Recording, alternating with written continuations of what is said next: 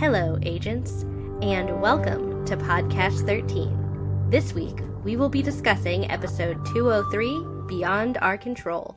We want to say a huge thank you to our new warehouse agents. Our recent Patreon supporters include Hal, Kevin Edwards, and Megan or Megan Thompson, whichever way you prefer it pronounced. We thank you, we appreciate you, and we're so happy to have you on board. Yes. And for people who can't afford to be patrons themselves, that's okay. But we would ask, and we haven't asked in a while, that you go and review us on iTunes and Apple Podcasts because it helps a lot of new people find our show. And if you weren't featured in the last mailbag episode, or if you were, write on into us and we will have another mailbag episode as soon as we have enough letters to do that. Yes, so we have gotten some really excellent ones. And if we didn't reply to you or if we haven't mentioned it yet, it is not because we didn't read it. We have read some awesome letters. We're doing a special episode of your guys' voices. So send a couple more of those in so that we have enough content to make and release that. And we will super look forward to it. That brings me to some additional exciting, awesome things. By now, you have probably seen our huge ClexaCon announcement. So this is just a reminder, an open invitation to join us there. We mentioned our excitement for ClexaCon as a queer women convention. But of course, there are many fans of Warehouse 13 who are not queer or who are not women. If you are a dude, that's great. If you are trans, non-binary, non-gender conforming, you are still very much a part of the queer community and welcome there. And even if you're the straightest bro, we know that people of all walks of life love Warehouse.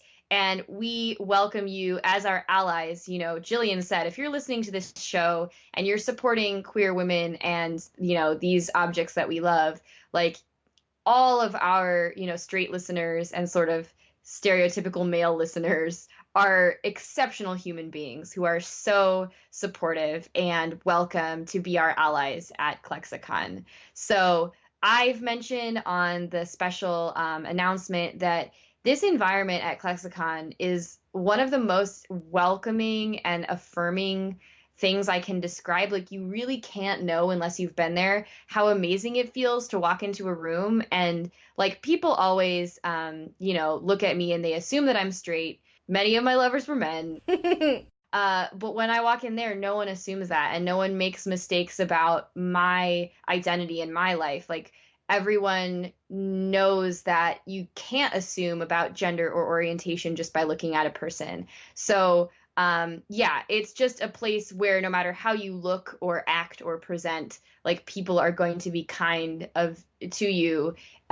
So even if you're just an ally who wants to come for one day and see Jamie Murray, come hang out with me and Jill. If you're a guy and you're nervous, we will be your queer female friends to kind of take you through this space. It's going to be awesome. We're so excited at even just the thought of seeing any of you there. It would just make the whole thing even more fun, and it's already going to be pretty fun. And if you're a queer woman, it's an amazing chance to see yourself become a majority in a world where we're usually a minority. And if you're an ally, I think that's still really beneficial for you to see, to be in a place where the norms aren't the norms anymore. I think that can be really good for everybody. So share your excitement with the hashtag Jamie at ClexaCon. It's hashtag JAIME at ClexaCon, CLEXACON. It's going to be worth building the hype about. Get excited now because by the time it comes, you will not be disappointed. Correct. And while you're there, just a reminder, you can also check out mine and Miranda's fan panel, which will be celebrating 10 years of queer representation on Warehouse 13 since the show has been on the air. And that's really cool, and we're excited to talk about it. And the more people who come, the more different voices and perspectives we can share. Also, I think Bella chirped. Hello, she Bella. She did. Bella wants to come. She's a queer woman. She is. So please come to our panel. We are just two people who love this show, and we want to include you and talk to you and have you there to share the joy with us. So there's not a right or wrong way to talk about this. And even if you've never never shared your secret fandom of Warehouse 13 before, like show up and share it with us here because you know, a lot of people are introverts on the internet, but it's okay to come out of your shell in a place where you're safe and welcome to do that. So we hope to see you there, and we hope to talk to you about it online and get all your input. And our last bit of information on that is definitely keep up to date with us. Information's going to come out about the panel, about the scavenger hunt we're organizing, and follow us on Instagram and Twitter. And yeah, absolutely. And Klexicon themselves, their self, are not done announcing all of the guests who are coming. So if you have other things that you love, they might be represented there. Lots of queer women from lots of amazing queer shows will be there. Speaking of which, this has nothing to do with our show, but I do know we do have a huge crossover audience with Person of Interest. And yes, both Root and Shaw will be there. So keep a lookout. Yes, that's awesome. So I think that's the end of our housekeeping. Are you good, Jill? I'm good. So let's go into this week's summary. This week on Podcast 13, an artifact from the warehouse's history pops up close to home. Lena confronts the damage that McPherson did to her psyche, and Claudia works a case and expands her social circle. Somewhat badly, but adorably. Better than she's done previously, so improvement. Someone her own age is a big improvement. Yes. And from there, let's move on to our writer's appreciation. It's been a while since we've had this segment, and no, we do not have a new writer, but we do have a writer who I want to check in with, because we learned a lot about this writer over the last season. This episode was written by David Simpkins, who was the original showrunner selected by Sci-Fi of Warehouse 13. He did not stay showrunner because Jack Kenny stepped in, but they continue to work together and seem to have a great working relationship. But we didn't really get a good sense of who he was outside of the politics of season 1. The last episode that he wrote was co-written with several other writers and was Elements, which we had things to say about. And his last solo episode was 102, Resonance, which was a great episode, but was also Jack Kenny's first episode, and there was clearly still some network politics being worked out there. So, for me, I think that this is David Simpkins' best work so far. Yes, I think this is a really fun episode, and also what I learned from Jillian about some of the references in this episode makes it really more deep and thoughtful than I ever realized, because it's also really funny in a good way. Like this whole projector thing we're going to talk about, like it makes me smile, but it also has real difficult history involved. So we're going to get into that today. Yes. And we're going to do, I don't know if we have a segment name for this, but I hope it's something that becomes recurring going forward as we rewatch this show.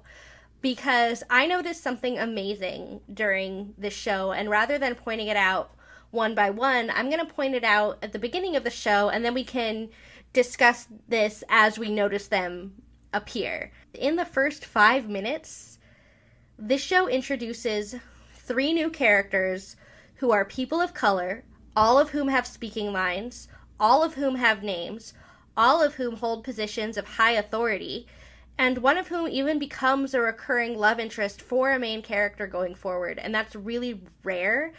Yeah, so as we go through, most people are familiar with the Bechdel test, which we talked about, but there's going to be so many scenes. There's one I'm looking forward to where it's like 3 women of color all talking about something that is not a man or a love interest at all. And seeing that happen is, you know, it's something we want to point out and hope other people recognize too about the show. This show empowered a lot of people who have not historically been empowered by television, and that doesn't just mean queer women, it means all kinds of people. It's really almost not noticeable, but in a good way. Like, it's not difficult for writers to do this. Yeah. So We begin, however, with a previously on. H.G. Wells was debronzed. Lena was whammied by the Pearl of Wisdom. Claudia got Farnsworth's Farnsworth. Artie met the regents, including Mr. Valda, who we know from every sci-fi TV show ever. H.G. Wells cut the crystals that McPherson was wearing, which killed him, and we thought ended his involvement in the show, but he's still kind of echoing around. And lastly, Lena called Mrs. Frederick about, quote, experiencing something strange, which we're going to get into today. Yes, one more thing happened in the previously ons, which is Pete and Micah met a lovely post office worker who we did an actor spotlight on last week. Yes, and her name is Brenda, correct? Yes, played by Kyra Harper. Awesome. So that brings us to the beginning of the episode proper. In Wichita, 1944, there's like a filter. Yeah, there's a filter. It's not sepia, but it just has sort of this aged filmic quality to it, which I really like. And for people not in the United States who don't know where Wichita is, that's Kansas. It's a big, flat area in the center of our country. Yeah, they're in Kansas. And Buck Menzel, an African-American man from Warehouse 13, arrives at the Army base. And he is like not messing around. He's in a hurry. He's got the authority to shut down the Farnsworth demonstration. But it's too late. An explosion happens just as he arrives, and we see someone stumbling out from the building. Yes, near a sign that says Project Gemini. We go from there to modern day at Lena's B&B, where we see a close-up of plans of what look to be a Farnsworth, like blueprint-style thingies. And then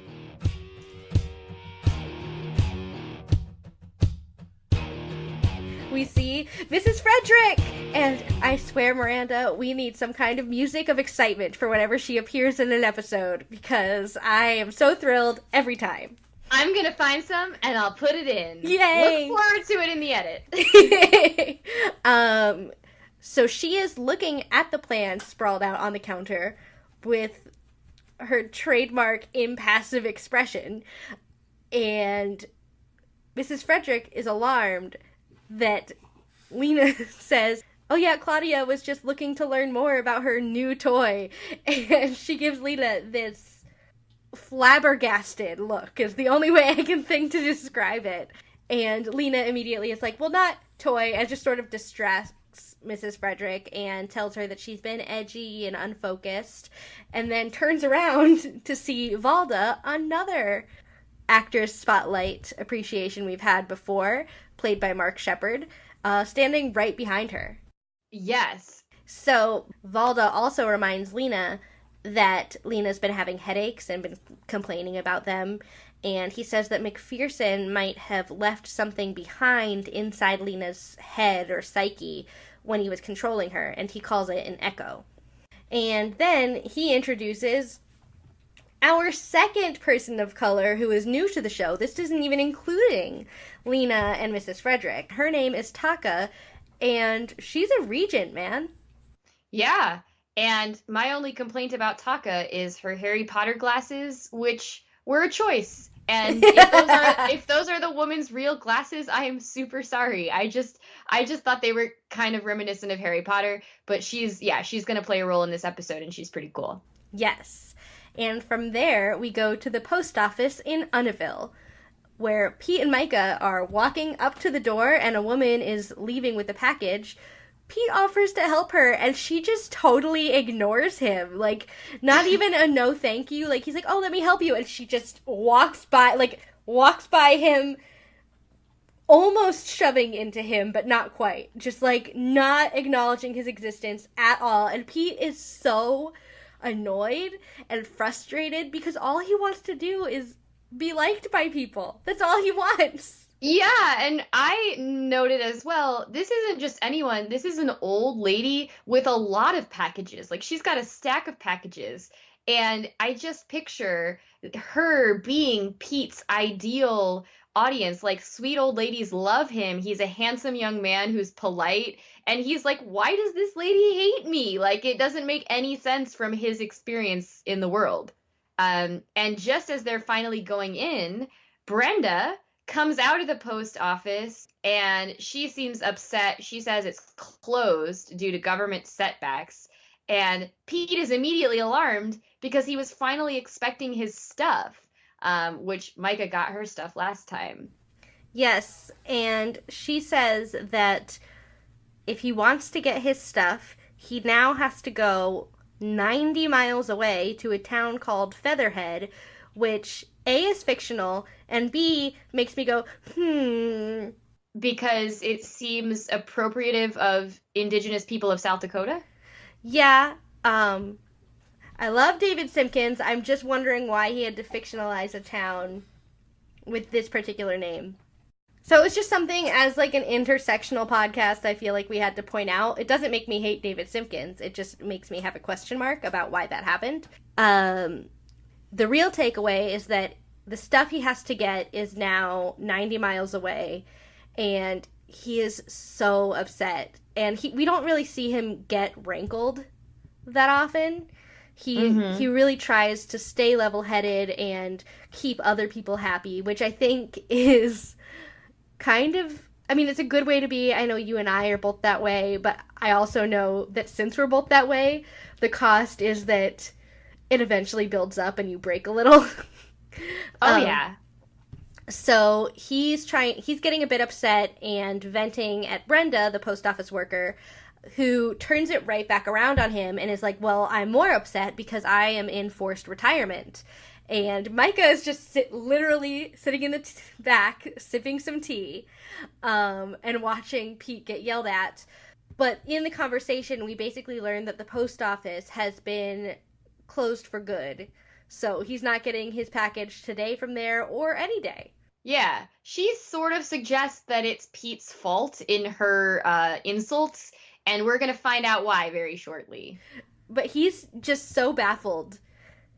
He doesn't understand why literally this whole town not only hates him, but hates him without, like, any kind of negative first impression. Like, what is that? Cut to Claudia, who says she's pimping out her Farnsworth. And Artie comes in mortified. He's like, you're tampering with perfection. Like, what are you doing? Yes, Jill. I want to say exactly what Claudia says here because it makes me so happy. She is so ahead of her time. I think at this point iPhones existed, but they didn't have all the things you wanted them to have, even not even close. And she goes, well, these things need color, GPS, texting, email. Claudia, that's an iPhone. At the time she was saying that and visualizing it, we were like, well, that'll never happen. Like, they've already combined your MP3 player and your phone. That's plenty. Well, and at the time that I was watching this episode, I had, like, the equivalent of a modified Sidekick. I had one of those phones that, like, had the pull-down keyboard so you could text better. And, like... Me too. There was, like, a prototype of web browser that didn't work and, like, never loaded. Like... That's where we were at back then, and she is seeing the future. And I just wrote that Artie sputters. He's like not able to form real words.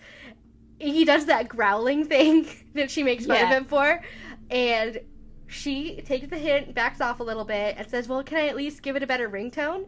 And Artie pretends to be okay with it, and she's like, oh my gosh, really? And then he goes, of course not!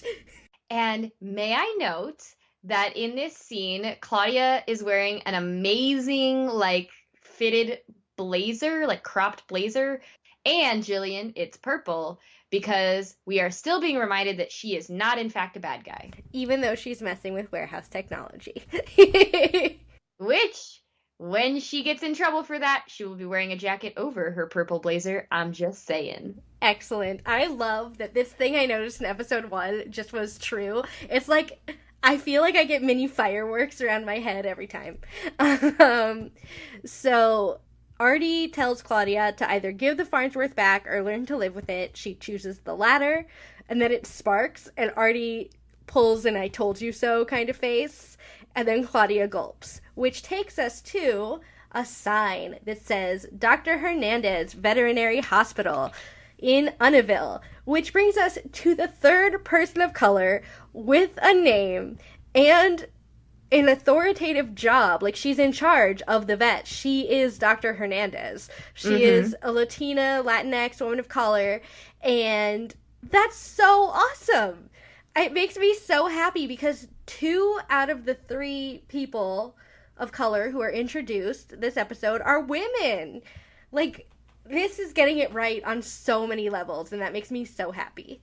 Yes. And so we get sort of a pan across of this, this vet's office, and an attractive woman inside is leaning forward, and I said to check out Pete. I mean, we don't know. She could be checking out Micah. Yeah, I mean, that's what I thought was happening. There was a good view of them walking away that someone so inclined would like to watch. Yeah. So she's looking out the window and she bumps her head, which is also, I think, why we get the suggestion that she's kind of like enamored with someone that she sees. And right after she bumps her head, she sees 2 men in army fatigues that are walking past with their guns out. And there's these like blue lightning zaps, which alert us to something artifacty. And she looks confused about this. But that's the end. Yeah. And as that's happening, Pete is complaining that he can't get through to anyone in Featherhead because they're such a small town. They have an all-purpose county phone line. And Micah's kind of done making fun of him for now and is trying to help calm him down. And she says, let's go for a drive, shall we? But as that's all happening, a weird sound prompts Pete to check his Farnsworth, and he says, and this thing's on the fritz, too, which we've all had that experience where everything seems to be going wrong, and then something kind of minor happens, and you're like, and another thing! And you just start to feel terrible about the whole day. But that's worth noting, because we have had this conversation before in the episode in the prison. The Farnsworth shouldn't be able to be on the fritz. That shouldn't be able to happen, and I think that if Pete was less agitated and Micah was less focused on trying to cheer him up, they would have noticed that that was a bad sign in itself. So Dr. Hernandez had seen these soldier guys. We, as an audience, follow them with a somewhat like wiggly image. So it's like, what are we seeing? Why are we seeing it? And we follow to see the 2 soldiers talking about their mission, which seems really scary and really dramatic. And then we cut to the warehouse. Yes, where Artie gets an alert that says SOS, and Claudia comes running in, screaming, it wasn't me, it wasn't me! Yes, and you know what I love about that is that it's Morse code, and we see the digital banner along the wall that says SOS in the red letters, but we also hear the Morse code being tapped out. So it also reminds me of that prison episode where Claudia she uses Morse code to tap out SOS. Like, she recognizes the SOS signal, and Artie just ominously says, there's something wrong in town. So I got a commercial here on Amazon. Yes. So was that the same on your end? Yeah, weirdly, that was the first commercial break. We'll get to that later at the end of this coming act. But for now, we head into Act 2, where we are outside an Unnaville barbershop, where Micah and Pete meet with Artie and Claudia, and Micah's like, I don't know. Artie just said to meet us here. It's an emergency. And Pete says maybe his eyebrows are finally eating his face. I laughed out loud. Me too. And I just am like, who wrote that line? Because it's perfect. It's so Pete. That's exactly what Pete would say. And it just delights me. And if you check out our show notes from season 1, I have posted an old picture of Saul Rubinek, and his eyebrows, they did eat his face. The eyebrows you see in Warehouse 13 are somehow a tamed down version of his former eyebrows. And at that point, Artie arrives with Claudia. He pulls up is too kind a word for what he is doing when he arrives. He And screeches up. he screeches up, and Claudia is screaming at him, "You're a menace!" And Artie goes, "In a good way," and she just gives him a face like, no. And he goes to meet Pete and Micah, and Pete immediately says, "My Farnsworth is making weird noises," and Artie just turns to Claudia and goes, "See what you did?" Then we see Artie using a mysterious glowy device to scan the barbershop pole, and Artie tells everyone it's an alarm system that indicates that an artifact is in town. And if the glowy stick thing glows purple, then an artifact is in town, which it did. Which is interesting, because it's like indicating they're in danger, but it's like, we're the warehouse, we got it, so we're still purple. Yeah, that's what I was thinking, is that it's like a warehouse artifact is in the town where the artifact resides. Like, it's at home. It's like not out in the world, but it is in the world. So that was really, really interesting to me. Yes. Artie then goes on to explain that towns that host warehouses have certain protections, which just kept it real vague, but somehow made it make more sense that that pole glowed. And Artie thinks this could be an artifact that McPherson placed there to distract them from more pressing pursuits, just like basically what they did with Micah's parents. And Pete and Micah and Claudia finally learn why everyone in the town hates them. So everyone thinks it's a giant IRS warehouse that houses old tax returns, and that the warehouse agents are all tax collectors. Micah's just like, no wonder they hate us. And Pete says, I hate us. Like, no one wants no one, especially in the US where we're like so stingy about our money. We're like, oh, you're going to collect a tiny bit of my money? How dare you? So my dad is an accountant. Y'all, they do math for you. Be nice to them. Then Artie tells them to go interview certain people and takes out a big expanding file and starts handing them documents, and Micah goes, "Oh my gosh, you even have their tax returns." And he just goes, "Sure, like that's a big stretch." And I actually laughed out loud. That was amazing. I think that was like, it's a cover, but it is like full commitment to the cover. And then we get more fun information. Artie then says he's going to run back to the warehouse and run what's called a Salinger scan. And Pete says, "Salinger, like the author?" And Claudia says, "RTFM, dude." And it takes a minute, and then Pete realizes it means, oh yeah, read the fucking manual. And then he appreciates the wordplay, and then Claudia and Micah high five and are adorable. I loved the high five so much. I think even if you watch it again and slow it down, like the way they high five is so in character. Like, it is perfect.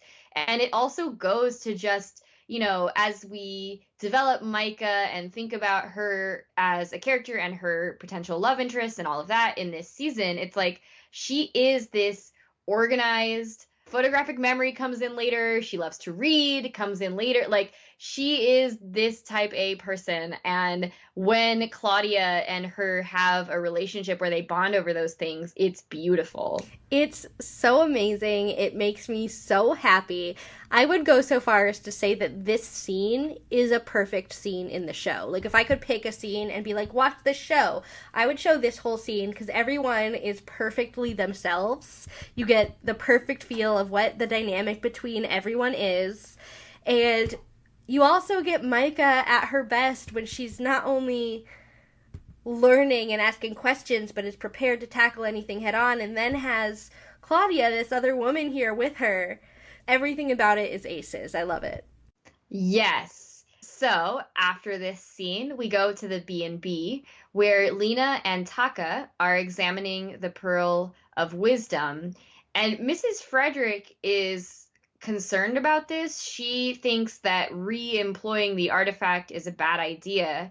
We know that the artifacts have side effects and that this was really damaging to Lena, but Valda says that the time is too important. They have to figure it out as quickly as possible.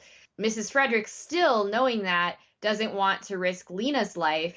And we see this moment of intimacy, like, between them, where Lena genuinely means something to Mrs. Frederick. And that's really impactful because Lena then says, no, I want to do it. Which I think is so important to give this woman her agency. Like, it's good to see so many people of import care about Lena. I always think that everyone should care more about Lena all the time, personally. Always. That's just where I'm at. But it's also equally important that she's not a pawn. She ultimately does make her own decisions. She's the one who called Mrs. Frederick there. She's the one who's deciding to do this. This brings us to the veterinary clinic where Pete and Micah are interviewing Dr. Hernandez. And I would like to take this opportunity to do an Actors Spotlight! Light. Ooh. So this was really, really fun. This actor is Paula Garces. There's an accent on the E, so I did my best. She was born in Colombia. She is a Latina woman. She moved to Harlem, New York City at the age of 7, and that's where she began her acting career. Thanks to a family friend, she began appearing in commercials and such things. But it was later in her adult life when she began starring in films and television. And here is an amazing crossover where her first major film was in 2002 called Clock Stoppers. And if you are familiar, I don't know if you are, this is a sci-fi film directed by Jonathan Frakes. Yes, that's from Star Trek The Next Generation, Riker, aka Number One. And the concept of that movie is that there's this teenage boy, and this boy discovers that this old watch that he found can speed up his movements so that everyone else seems to be standing still, and it's sort of like a time travel device. So I love this because, going back to Paula Garces, that sounds artifacty, and it sounds like the Imperceptor vest. Ha! Like, such the perfect thing. And I know, like, obviously they're going to hire the best actor for the role, and there's all of these factors that tie in. So yeah, so after she got her start in Clock Stoppers, you may have also seen her in Law & Order SVU. She was in CSI Miami. She was in several Harold and Kumar movies. She was in The Shield, a TV series called Defying Gravity, one episode of Elementary, All My Children. She was in Devious Maids, where she also played a character whose last name was Hernandez, Flora Hernandez. And more recently, she was in a TV series called On My Block and a series called Major Crimes. And we love her. She's great. That was a great job, Miranda. Thank you. Thanks. So now, back in the show, we are in the vet's office with Dr. Hernandez. Pete and Micah are talking to her, and that's when they learn that she saw Marines, specifically out-of-date Marines, that have a wolf's head patch on their uniforms. Dr. Hernandez says she knows they were Marines because her grandpa was one, and Pete does what he does, which is try to flirt, and it doesn't go well. She's not impressed. She says, well, her grandpa was, quote, an evil who emotionally tortured his children, which, I mean, I'm sorry for her, but also don't be mean to Pete about it. Yeah, I mean, I do agree. Don't hit on women while they're at work. Yeah, so that's where I'm coming from personally. I also noted, if you didn't see, there's a big tub of Twizzlers on her table. I saw that too. So product placement, hello. Not for the dogs, obviously, but I could go for a big tub of Twizzlers being placed on the table. Reception, Twizzlers sponsor us, thanks. Yes. Good passive product placement, guys. Yeah. So Dr. Hernandez asks why on earth this is related to her taxes, and Pete and Micah flub up this excuse so badly. I don't think they even finish what they're trying to say. But they don't. I do want to note that this is a really funny spin on what does this have to do with the Secret Service, because it's like, if you're with the Secret Service, you can kind of be like, it's a matter of national security, ma'am. But if you're just an IRS agent, what can you say? Like, what? They don't even know what authority they have. They're not law enforcement officers. Well, and I think what's also so huge is like they don't know anything about taxes. Because as you said, Jill, like taxes in America are so difficult and complicated. And like, if you've seen a lot of movies about Secret Service agents, like you could pretend to be a Secret Service agent. But if you have never seen any real like insight into taxes, you could not pretend you couldn't make it sound good. So that cracks me up. They did so poorly, and it was wonderful. They just weren't prepared for this at all. But Micah changes the subject to mention, just tell us some more about that flash of light you saw. And Dr. Hernandez says the town has long-standing power problems, and then gets really angry with both of them, as if it's their fault that the post office closed, which I get. Like, yeah, it would be bad if a town prioritized housing old tax returns over basic services like a post office.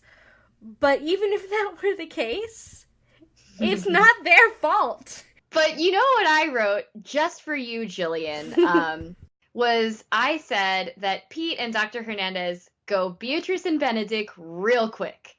And that's what we're getting from them. Like, they are arguing because they are attracted to each other. And because they're both, like, intelligent and, like, all of that. I got that that's what the show wanted us to think, but it didn't read to me at all. And the whole time I was like, does this not read to me because I'm Demi? Or, because to me, it's like, why would you want that? Why would you be like, you've been terrible to me and I don't care for you very much. Clearly we like each other. It's just my brain doesn't understand. I see your point. I'm just getting this from, again, like, we saw her kind of physically checking someone out. That's and true. Now we think it might be Pete. When he sees an attractive woman, he goes for it pretty much every time. Every time. So it's not surprising to me. But I love her. I'm going to just love her character for 5 straight minutes. Okay. She argues the IRS is useless and the government isn't helping people who need actual services. And like, as a sort of intersectional feminist point, she is correct.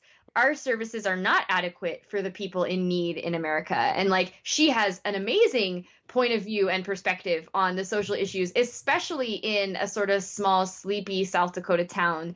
And this leads Pete, and I think we see why, to be like, we're out there saving your butt, which is funny because tax agents are obviously not. Micah stops him from getting out of line, and he storms off. I think he's just flustered based on his physical attraction, as well as feeling frustrated that he can't say what they're really doing because he is really trying to save everybody's life all the time.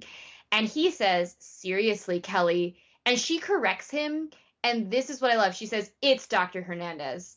And let me say, as a person with basically a PhD, when you're a woman, especially like women of color, which I am not, but women of color, people of color, women, queer women, women who, like me, don't appear authoritative in any way to the stereotypical expectations of a very like white male patriarchal society. Like, even when we are doctors, like, people don't call you doctor. People call you by your first name. People call you Miss. My students, when I'm a professor, they always call me Miss. My male students, like, sometimes, like, complain about having to call me professor. Like, it is a real world and a half that female doctors live in. And especially, like, I mean, I'm a literature professor, and that's nice and impressive, but she is, like, a medical professional. Like, she is a veterinary professional who went to so much schooling and so much work, and she's a woman of color, and she's not about to let him take that away from her.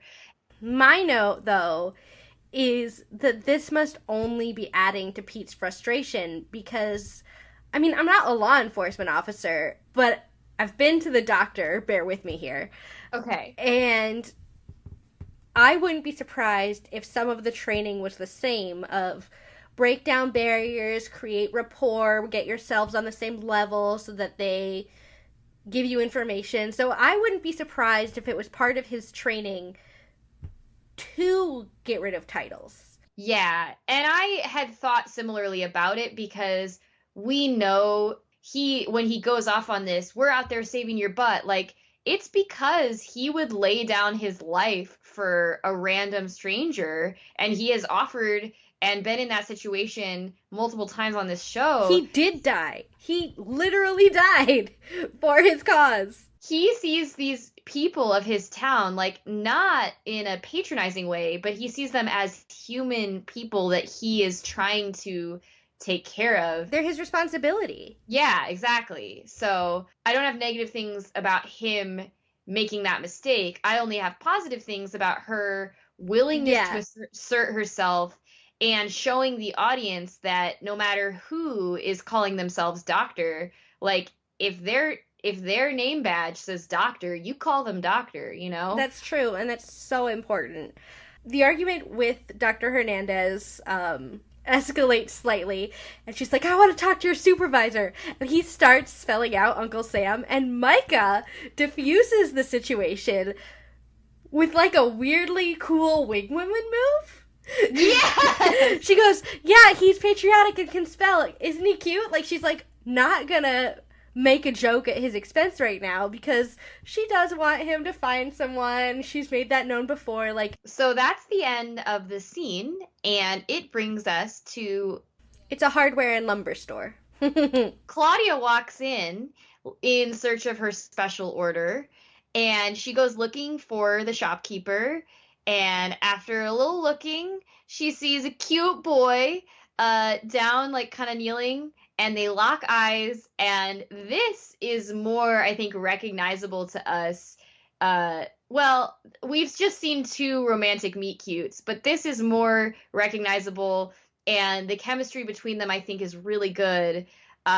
He's this young geek boy. He's got glasses. He's got 2000s hair and a plaid shirt over another shirt. Like, he is very, and, like, the only word I have is cute, and I'm not being patronizing. Like, he is a young guy with, like, a boyish face, and, like, we see that where they look at each other, and she gets nervous, and she starts rattling off about her order, and he, like, starts nervously looking for the order. Like, I think that this meetup is very not forced. Like, it's not like she dropped her papers and he picked them up, but it is a meet cute, and it is very effective. And it's a very Claudia meet cute too, because she in her own way is asserting authority. Like, I know all these things, I know what all of these things do, I am a capable woman, which is so much better than the, oh, I've just poured coffee all over myself, oh my goodness, which you often see in meet cutes, which doesn't tell you anything about the woman other than that she's clumsy and therefore approachable, question mark.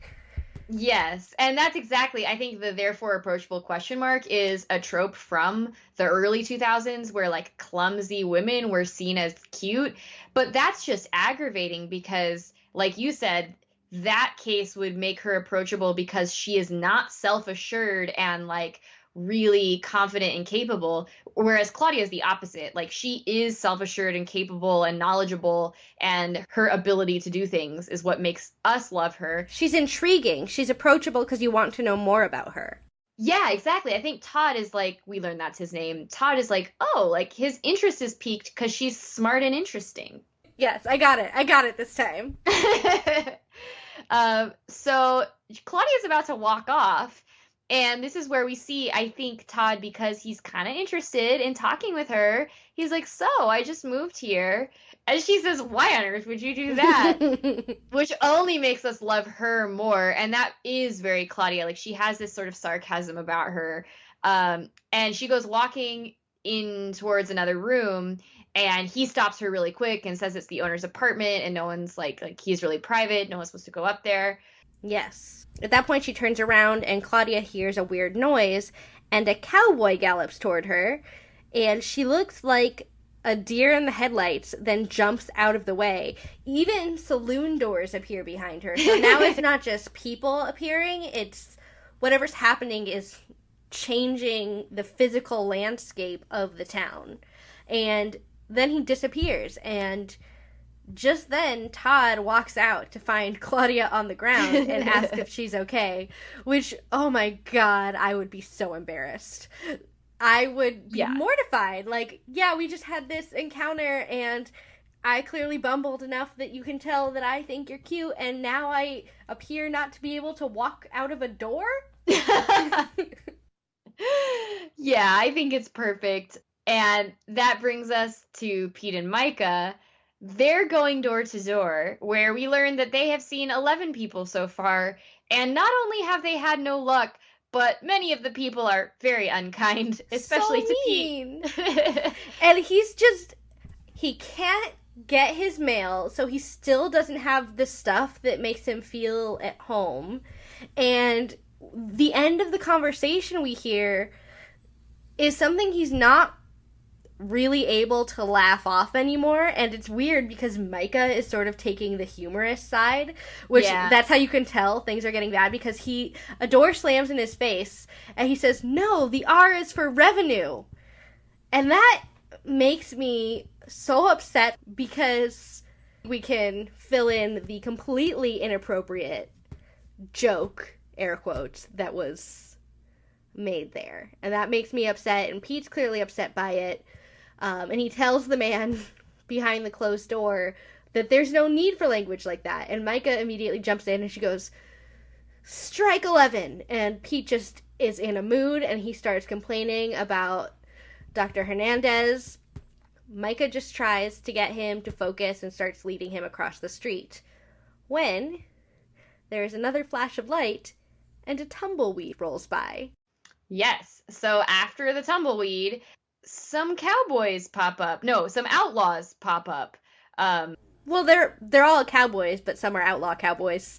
Oh, thank you. The outlaws are the bad ones, I see. And they pop into the middle of the street, and Pete says, "Oh, that guy looks familiar." And they begin talking, and he says something like, "Oh, that's a good line." Like, he uses the phrase line, but there's no time for Micah or himself to dissect that, because then they pull out their guns and they're starting to shoot. So trained law enforcement officers, Pete and Micah, throw themselves to the ground, and we're trying to figure out if this is an optical illusion, or like an actual like appearance. And we see tires get blown out on a nearby car. Windows get shattered. We're led to believe from that this is a real like danger physically to their world. But once it disappears and they kind of step back up, they look around and the tires and things seem to be fixed. Oh, I didn't even notice that. And from there, doo-doo-doo, doo-doo-doo, which, this is super weird. Typically, an opening theme song comes either right after the initial scene of the show that grabs your interest, and then it's like, title, this is the show, welcome, or comes at the first commercial break. But for whatever reason, the theme song is coming later this season and is coming at the end of Act 2, which perplexes me. I don't have an answer for it. I mean, it was obviously very likely mandated by the network because of where they have to put their commercial breaks, but that's just not something I've seen. I mean, I studied TV in film school at the time this was airing, so I don't know if this was just a weird blip on Sci-Fi. It may happen more now, but I certainly haven't seen it. It confused me too, because I was like, what? Has only 7 minutes passed? But like, half of the episode has passed. From that strange but still lovely theme song, we go into Act 3, where we are back in the warehouse office. Claudia approaches Artie, Micah, and Pete with research, and they all look at her with kind of upset looks. Micah is the least upset, because she's got her girls back.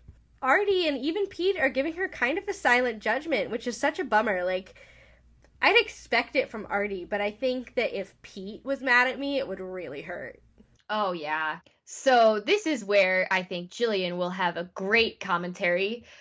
Artie says that Claudia's futzing with the Farnsworth is the source of their problem. So of course, I'm assuming this is a Yiddish funny thing. Yes, futz. I literally didn't even notice that he said it because it was just so second nature to me. Futzing is exactly what it sounds like. Messing with something? Yeah, it's like messing with something, but in a really non-productive way that's just more annoying. Like, well, it's perfect.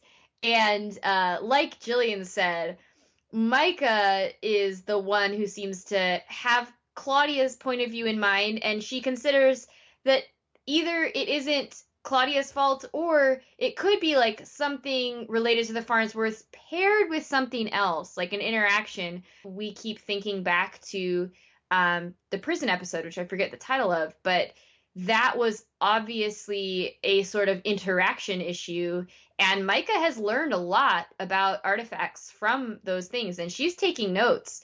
So when she begins explaining her theory, even Artie, who like wants to blame Claudia, like perks up and he's like, that seems possible. We can pursue that as a potential option.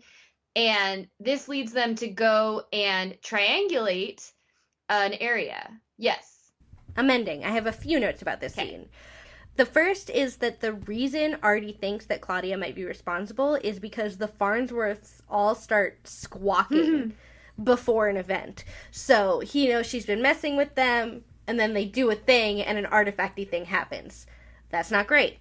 You pointed out futzing for me. I noted something that I thought for sure you would cover. On Claudia's vest in this scene, she's got lots of pins on it. One of which is a Mind the Gap pin. Jillian, I know the pins. I watched it on my laptop and not my big TV, so I didn't see it, and I'm heartbroken because I'm gonna literally rewatch it just for actually zooming in, because you know how I love words on surfaces. I know, words on surfaces, British things, words on Claudia's upper body. It's all good. It's all good for you.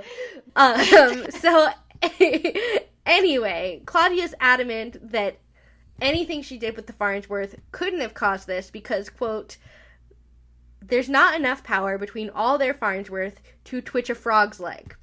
And I noted something about this exchange because one of the reasons you and I have this podcast is because we're smart people. We know how to talk about things in an intelligent way, and we both work in fields where sometimes our age and appearance lead people to believe that's not the case.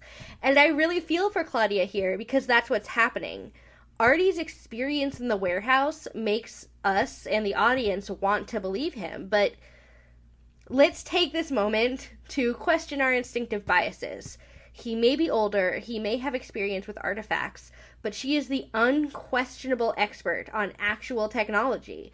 And her age and gender may lead viewers to want to dismiss her, but in watching it for this podcast, I find myself agreeing with her. She knows what she's talking about, and no one is even validating her statements. It's not because she says there's not enough power in these Farnsworths to do this that anyone starts going easy on her. It's because older, more experienced Micah says, well, it might be because of these things that she only learned secondhand from Claudia in the first place. I am so glad you said that because I think I just kind of watched the scene quickly. But you're right, because Claudia knows for a fact that this can't be what everyone assumes it is. And they also, they're also assuming that, oh, well, she just doesn't want to take responsibility for it. But I think she would. I think if she thought she had done it, she would be like, yeah, here's how I think we have to fix it. But she's like, no. Yeah, she doesn't have a problem admitting her mistakes, which I think is even more frustrating. Yeah.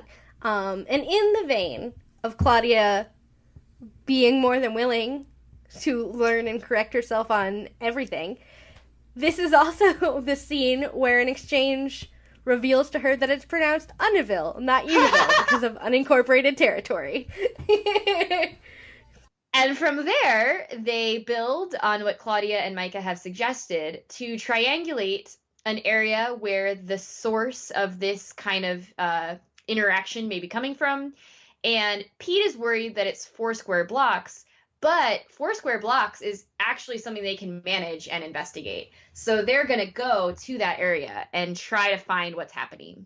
And so from there, we cut to the bed and breakfast where Lena lays on a couch and Taka gives her a large ball of amber,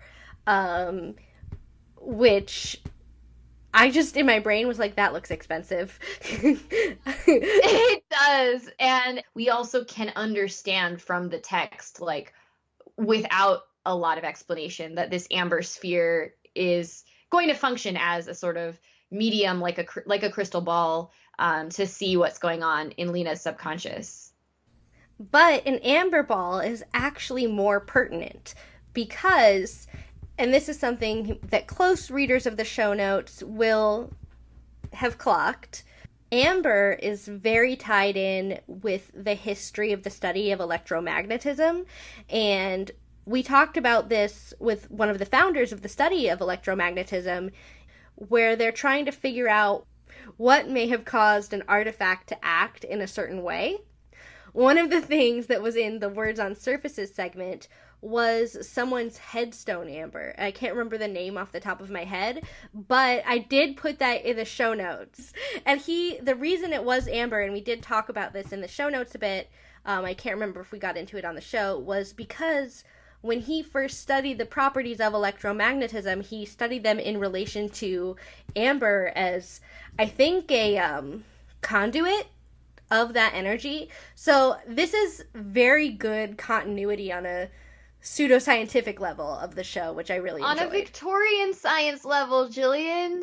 So Jillian just did my job, and I will do Jillian's job, which is to point out that although I would say it's a rather golden sphere, it does fit into our sort of orange warm tones as like indicators of danger theory. Yeah! So oh, you're so smart! We can trade and be each other. And that is where we get the sort of beginning of this. Let's call it a mind journey. Mind journey, yeah. Where Taka places her hands on the amber, kind of over Lena's hands. And these are Jillian's words, not mine. Light from the amber engulfs the image. So yeah, and we do get Taka talking at this point. She warns Lena there will be pain, but that's less than before, but there will still be a little pain because they do have to put the Pearl of Wisdom back into Lena's ear. Okay. So they do that. Back in Unnaville, Claudia meets up with Pete and Micah on the sidewalk, and Claudia explains to Micah about the owner's hidden upstairs apartment above the shop, and Micah suggests, okay, well, if it's, patrolled or whatever, let's go around back. And Pete tells Claudia to stay outside and keep an eye out. I actually really loved Claudia's face acting at that moment, because you can tell the first part of the sentence when he's like, Claudia, stay outside, she does the thing that I think you and I both do, which is, oh no, but I think people are mad at me, so I want to help and prove that I'm valuable. Mm-hmm. And you can see all that on her face, and then he says, but keep an eye out, and then she nods and just goes and like takes a stance, which is like, oh, I've been given a job, I am trusted. Okay, cool. When Pete and Micah go to investigate, we continue following Todd and Claudia. In the shop, a tiger appears, and so does a gladiator. Todd has the best scream. He really shrieks. This scream brings Claudia running, and this is perfect. This goes back to the high five with Micah and Claudia earlier. She very quickly pulls out some awesome self-defense moves. And in just a few, and I mean, like, she's a very small woman, but in just a few moves, she busts Todd, knocks him out, and then it's like before she even realizes that it's him. Yeah, she's not trying to hurt him. She's just attacking what she thinks is a threat, but oops. And she goes, dude, and she kneels by him, and it's so funny. I love the way it worked out, and it just seemed perfectly believable that was her reaction. Absolutely. And then she immediately regrets it and apologizes to his unconscious form, at which point she turns and spots the tiger and a gladiator. And she runs upstairs to the owner's apartment, where she finds many TV screens showing many different things. Micah and Pete tell Claudia that the owner is a video pirate who is selling illegal satellite feeds to folks in town. Claudia's like, this is the artifact? Like, she's confused. Mm-hmm. She thinks they're a few steps ahead, and Micah just goes, no, this is a felony. I think it's perfect and very timely. So this brings Claudia to be like, oh, wait, yeah, we have to rush downstairs because there's a tiger. She doesn't say that, but, like... It's implied. They run down there, and now, I'm very sorry, cover your ears, Bella, there is a dead tiger, and they still see the gladiator. I was so sad. Me too. And also, one of my favorite lady moments happens where Micah goes, Claudia, what did you do?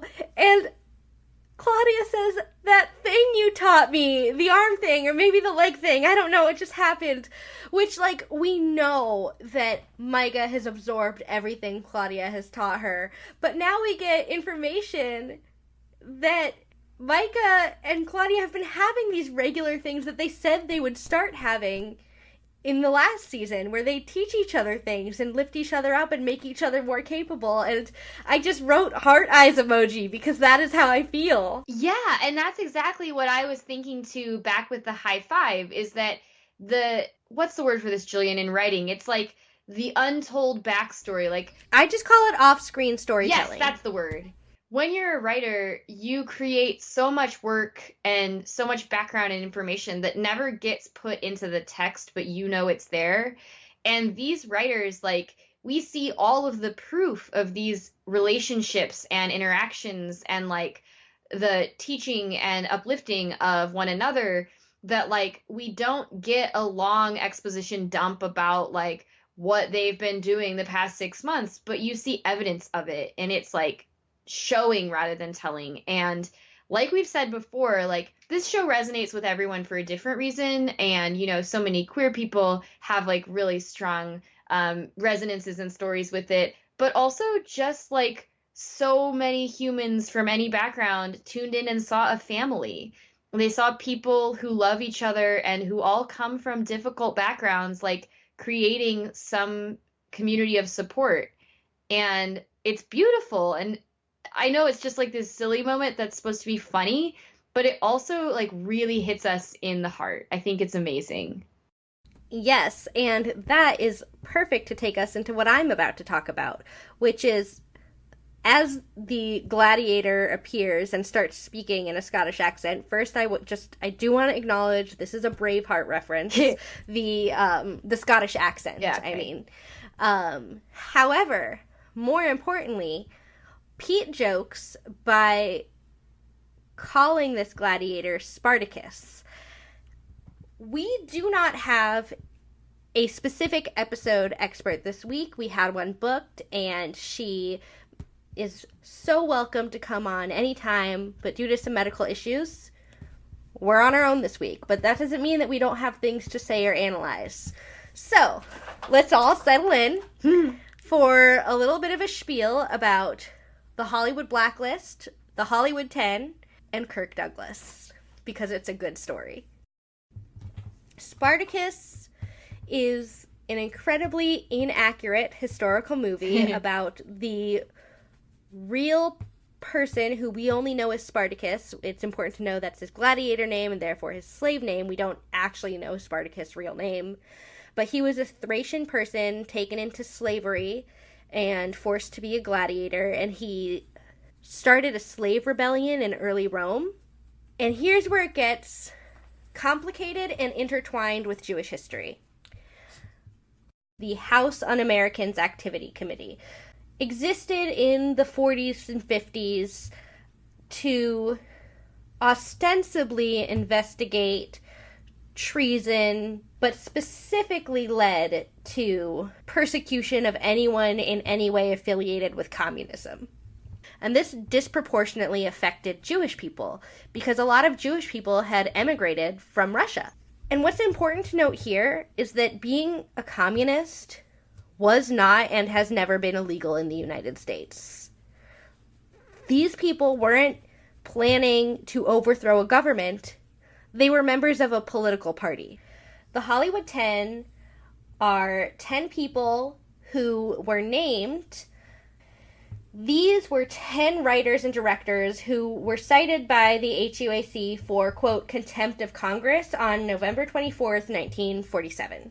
It was a thinly veiled attempt by Congress to say, tell us everyone you know who has participated in this activity, or we will end your career. And they said, well, then I guess you'll be ending our career. And this list expanded far beyond those original 10 people.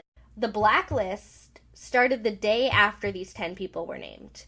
So, November 25th, 1947. The MPAA, that's the Motion Picture Association of America, met at the Waldorf Astoria Hotel, and this is why they call it the Hollywood 10 and the creation of the blacklist. They released a statement called the Waldorf Statement, which named these 10 people who were subpoenaed, and instead of standing by the people who were creating their content, they issued a statement that included the following text. We will forthwith discharge or suspend without compensation those in our employment, and we will not re-employ any of the 10 until such time as he is acquitted or has purged himself of contempt and declares under oath he is not a communist. There's a person named Howard Fast who was on the Hollywood blacklist. He was a British Jewish person who came to America, and after the Hollywood 10, he was put on the Hollywood blacklist and imprisoned. And while imprisoned, he wrote a book called Spartacus, which was essentially about the oppression of Rome and what it did to its people and why people needed to resort to a slave revolt. Again, not super historically accurate, but not the point. And that's the other reason I wanted to bring it up this week, because it can be really tempting to get mired down with facts and just say, well, this movie wasn't accurate, it's not important. But it was an accurate reflection of what was happening in the United States at the time. And importantly, spoiler alert, this movie ended with the bad guy, the bad Roman guy, Crassus, saying, I demand to know who Spartacus is. Someone better point him out to me. And everyone who stood with Spartacus stood up and said, I am Spartacus. I am Spartacus. They all refused to name names. They all refused to do exactly what the initial Hollywood 10 refused to do. They refused to sell each other out to get ahead themselves. And as a result, they were all crucified. What I'm going to be a doofus about and ask is, you mentioned that Pete makes the Spartacus reference, but is this a fictional movie and fictional actor that is being represented to kind of invoke Spartacus? Yes. I'm glad you asked that. It is a fictional movie. We don't know what movie, he says what movie it is at some point in like a long list, but it goes by quick. But I think the reference here is more specifically on Kirk Douglas.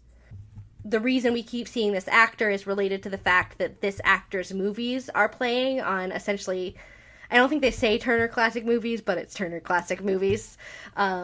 Kirk Douglas definitely fits the bill, and I think that this actor, this fictional actor, is a direct allegory for Kirk Douglas, who has over 84 film credits to his name. Kirk Douglas sounds like a vaguely Irish Scots name.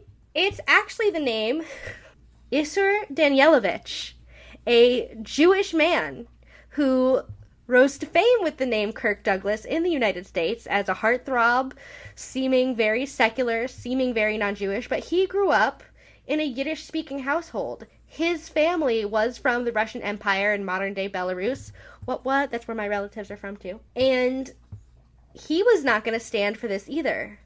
And this movie ended with that same scene, an adaptation of a Jewish author's work to tell a story about oppression that ended with the people in power having a needless witch hunt against a group of people who only ever wanted their freedom. and they all got crucified for it. They lost their lives, they lost their livelihoods, their families fell into chaos. And it reflected the whole American experience back onto itself and led to the end of the Hollywood blacklist. So this is a very important, very beautiful movie that, although not whatever historically accurate, was historically accurate to the time it was written in. And it really forced America to take a long, hard look at itself. So this was a very thoughtful reference in Warehouse 13 that I have a lot of love for, and that I think we really needed to have a deep dive on. I love the deep dive. I appreciate it so much. So this brings us back to Pete and the gladiator, the sort of Spartacus reference gladiator. But just as he goes to block the way of the gladiator, Amazon gave me a commercial. We did talk about good commercial breaks and bad commercial breaks last season, and what did we say about this kind of commercial break? Oh no, the main character is in trouble. Whatever will happen. Either something will mysteriously fix the situation when we get back from commercial break, or the main character dies, which won't happen, so you know it's option A. Yeah. And that's exactly what happened. But my second reaction was, oh, I like this. Because as a film studies person, I realized that this was a meta commentary on that. Because this whole episode is a reference to watching movie marathons and finding opportune moments to cut and go to commercial because you're watching it on TV. So this is like, oh yeah, if this was the kind of thing you were watching, this is where that cut would be. So I turned around on it very quickly when I realized what was happening, because David Simkins, right? Because David Simkins was the original showrunner, and you don't get to be a showrunner without knowing the basics of how to make a good, commercial break. So, and we get more meta commentary on commercials later. This is perfect. The gladiator throws his shield, which hits Pete in the face. Pete continues to try to protect Claudia and Micah. He wants them to run away, and he kind of tries to block the gladiator, but just in time before the gladiator hits him with a pitchfork, ? Was that a pitchfork? I called it a trident? I mean, it literally looked like a trident. Yeah. Okay, it does look like a trident more. That's a little more timely. It seems more Roman, too. Yeah. So the image disappears just as he's about to get Pete, and Pete's okay, but we did see him get hit on the head, and he kind of stumbles and passes out. So that takes us back to the B&B, where Mrs. Frederick has had enough, and she tells that to Mr. Valda and says, "You're chasing shadows." But Valda counters that something is throwing those shadows, and Mrs. Frederick, she takes over despite Valda's protestations and says Taka is out of her depth. But she isn't, she being Mrs. Frederick. If it was Mr. Valda interrupting Taka, I would have had a big problem. But instead, you have 3 women of color, all of whom have names and speak in positions of authority, solving their own problems while overruling the white guy in the corner. Yes, that's exactly. Which I kind of dig. It's exactly, I think, intentional that these women are working together. They're highlighting each other's skills and abilities. And, like, Mr. Valda is there in a bureaucratic capacity, but, like, they are doing the fixing, and it's cool. And Lena speaks with James McPherson's voice. Yeah, we get the end of that scene with Lena repeating these ominous words. And it brings us back to the hardware store, where luckily Todd doesn't remember what happened. So Claudia quickly informs him that he fell off the ladder, banged his head. Hey, you dropped your glasses. Like, they have this amazing interaction, which culminates in Todd being like, he puts on his glasses and kind of looks at her, and he's like, "You really work for the IRS?" And Claudia straight up says the exact truth. Like, "No, I work for a secret government organization that tracks down dangerous artifacts." And, like, it's like, oh, like, he's like, "Oh, she's sarcastic, duh, I'm a doofus." But, like, it's the actual literal truth. It's so good. Yes, and he just responds, "You're gonna audit me, aren't you?" And she goes, Maybe. But because, first of all, she's gonna audit him in her own way. She is going to search everything she can possibly find on him. We know this about her. That is what she would do. Second of all, this is the great flip side of being a person who is incredibly capable, but no one believes is incredibly capable. You can just say stuff, and if you know no one's going to take you seriously, you can just kind of say whatever you want because no one's really listening anyway. It's almost like I can't believe she did it because, like, she blew their cover, but she didn't because no one's going to believe it. And, like, only Claudia would do this, you know? Yeah. That takes us to the vet clinic where Dr. Hernandez is patching up Pete's forehead. He's being a baby. Micah, once Dr. Hernandez leaves the room, is like, wow, what's up with you two? But Pete is just like, man, hater. And they go back to their work. So this is interesting to me as well. Like, again, we have gotten Dr. Hernandez as like a strong, capable woman who claims her PhD and like takes herself like seriously and confidently. So I feel like the man-hater thing is Pete just being hurt and bitter that like she didn't respond to his flirtations. Yeah, it's not my favorite look on him. It's not mine either. But I don't think like it happens, and you can't hold that kind of thing against someone forever. It's so noticeable to us because it's so outside his character. We don't have this sense like, oh, this is how he really thinks internally all the time. It's just like, you just needed to blame someone and she doesn't like you anyway, so you might as well lash out at her. Yeah, and I think that's exactly it. And I appreciate and enjoy that this dynamic gets turned around eventually. Like, slight spoiler, she is an interest for Pete, and it moves forward as an interest for Pete. So they go on theorizing about what might be happening, and Pete makes this great Village People joke because he saw like, oh, there was a cowboy, oh, there were the military guys, oh, they're like, I can't name all the Village People, I'm sorry, but like it seemed like every once in a while Pete has a theory that sounds crazy, but you never know. In the warehouse it could be. Yeah, which they get at in actually 105 Elements, which is just throw out whatever you're thinking. Because who knows? You just don't. Yeah. So the next thing that's amazing is Micah asks Pete if he remembers a transmitter course. I'm assuming that they would have taken at like Secret Service Academy or some sort of joint training that they both had. Huge surprise, Pete doesn't.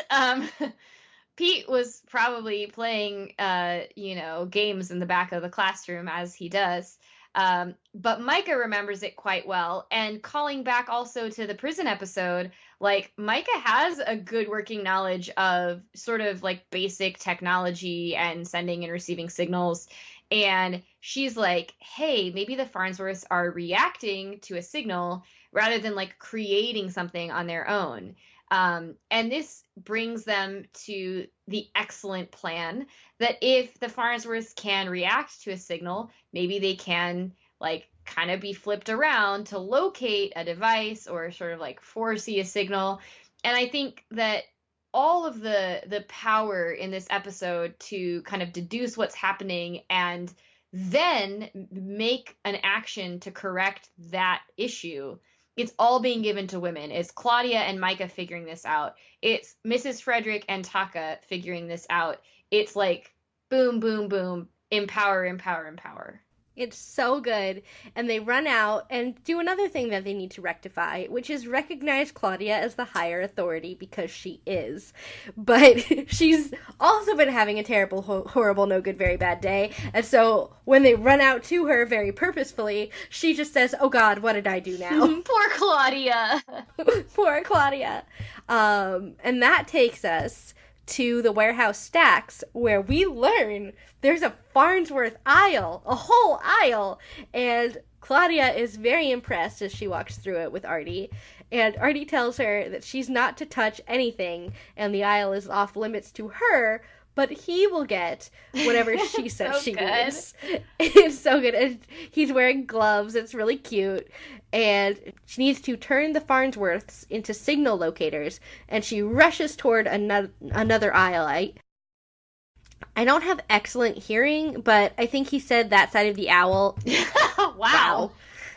I think Artie said that side of the aisle is for nuclear fusion, and some items on that side are still kicking. Claudia backs away very quickly, as I would too, because nuclear is a big, scary word, and also brings us back to the theme of the 50s that we discussed earlier. She backs away, and Artie seems impressed with himself for noticing and catching her, and he goes, "See what happens when you include the old guy." And he does like an adorable dorky dance, and it's clear that he's not angry with her anymore, but it's the equivalent of Miss Frederick laughing. It's like it's something that doesn't happen. Claudia goes, "Are you having a stroke?" And Artie immediately like hardens again, and he's like, "Fine, touch it all." And we go to Pete and Micah looking for directions. And this is helpful too, because we have mentioned multiple times that Pete is a Marine because we know that, and it's kind of a basic element of his character. But Micah doesn't really know that much about it, if she has even heard about it at all. So she, when they're talking about the directions, is like, "How long were you a Marine?" And of course, as anyone with military family members would know, Pete says, "You are always a Marine." But he never wore a patch. And in fact, Marines don't wear patches. So this kind of leads them towards the direction that maybe they're not real soldiers, but we don't get the conclusion yet, because we are going back to the fact that Claudia did in fact look down the Farnsworth aisle. Artie did actually, I mean, I think he trusts that she's not going to keep messing around, but she did look at stuff, and she informs him that there's something wacky going on.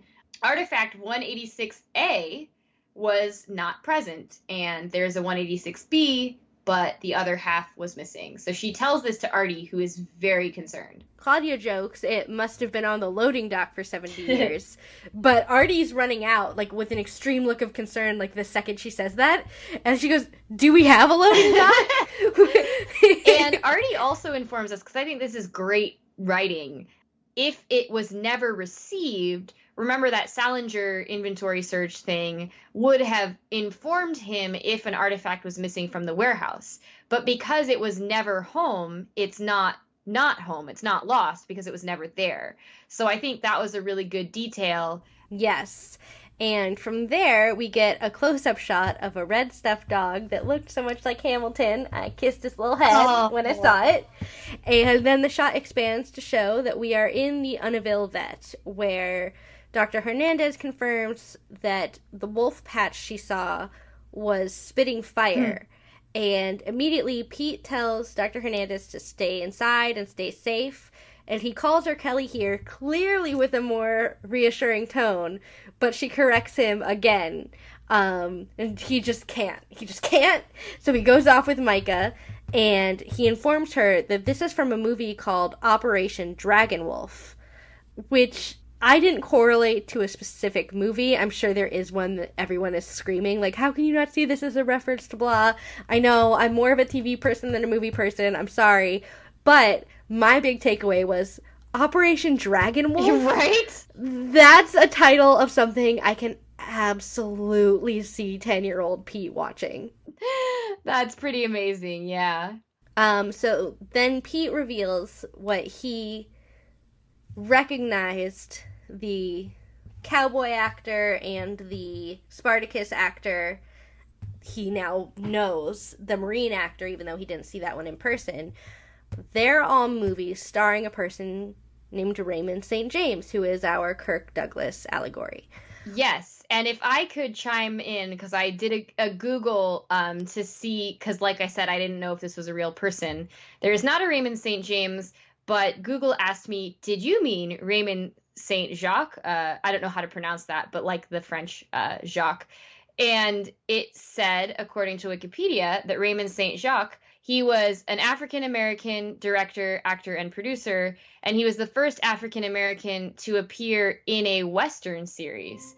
So I don't know if this is an accident and it's just totally Google making me create this connection, but maybe the name was an homage because we had a Western series and we're talking about underrepresented, underserved minorities in film. And like you said, Jillian, minorities were treated awfully by early film, and an African American in a Western is huge for this old time period. Yeah. Oh, I love this show. Yes. So from there, I don't have anything to add. I just love your brain. From there, we go to the warehouse where Artie looks up 1944 and discovers Project Gemini and how it is related to a transmutational camera tool. And from there, we go to the stacks where Artie searches the Farnsworth aisle and realizes that item 186 is this transmutational camera tool thing, where he realizes the 3D camera is in stock, not its corresponding projector, and he calls it lost in the mail. And I do want to say, this may seem like a stretch, and obviously the fact that it can project into real life and actually have a physical mass that affects you is obviously impossible, but 3D technology existed so much earlier than our modern day. It existed almost as soon as TV existed, if not a little before, because as soon as people were able to have televisual devices in their homes, the movie industry got very freaked out and was like, what can we do to make sure our experience is distinct and different from the experience you would have in your living room? And you had a lot of experimental film things happening. You had early versions of 4D where like smells and actual physical experiences would happen. You'd have extremely huge like CinemaScope style screens that would surround you, and you would have early versions of 3D. All were designed to motivate you to get out of your house, drive to a theater, and pay for a movie ticket instead of settling for whatever it was that you could be watching at home. The camera and the projector being paired, like we talked about with the Edgar Allan Poe episode, it's also Project Gemini. Gemini, the astrological sign, are the twins.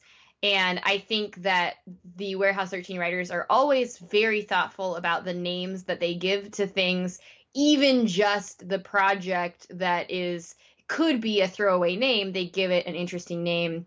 And we do have an amazing email that we're sitting on, a listener who wrote to us about the zodiac elements in Warehouse 13 season 2, like being brought in constantly throughout the season. And we are really intrigued by this and will continue to share it in more depth. And also we're hoping to have a listener write in special where we give you all of each other's insights because they're so good. So Artie goes into the aisle to pursue whether or not this artifact is truly lost. And sure enough, he rips open the box and confirms to us at home that it was lost in the mail. So I think, Jillian, you did mention that it was lost, but like he goes at it with a crowbar and like tears out the item and proves that it's definitely not there.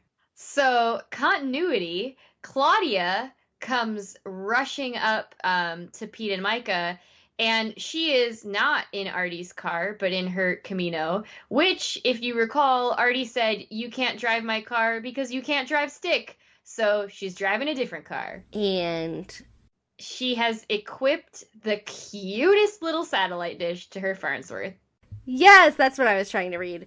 She explains that she has figured out how to rig the Farnsworths to be locators, and she says that if the source is in one direction, the problem is going to hit in the other direction, which makes sense because you have to project it to somewhere.